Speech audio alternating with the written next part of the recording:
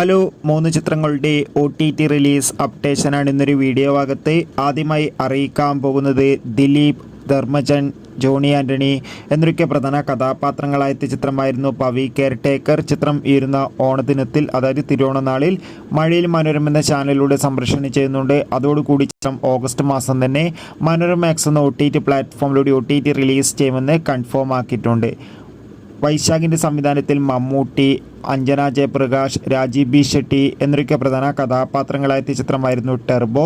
ചിത്രം വൻ വിജയം തന്നെയായിരുന്നു. ചിത്രം ഓഗസ്റ്റ് 9 സോണി ലീവ് എന്ന OTT പ്ലാറ്റ്ഫോമിലൂടെ OTT റിലീസ് ചെയ്യുമെന്ന് കൺഫേം ആക്കിയിട്ടുണ്ട്. ബിജു മേനോൻ, ആസിഫ് അലി എന്നൊക്കെ പ്രധാന കഥാപാത്രങ്ങളായ ചിത്രമായിരുന്നു തലവൻ. ചിത്രം ഇരുന്ന സെപ്റ്റംബർ 10 ഓണം സ്പെഷ്യലായി സോണി ലീവ് എന്ന OTT പ്ലാറ്റ്ഫോമിലൂടെ OTT റിലീസ് ചെയ്യുമെന്നാണ് അറിയാൻ വേണ്ടി സാധിച്ചിട്ടുള്ളത്.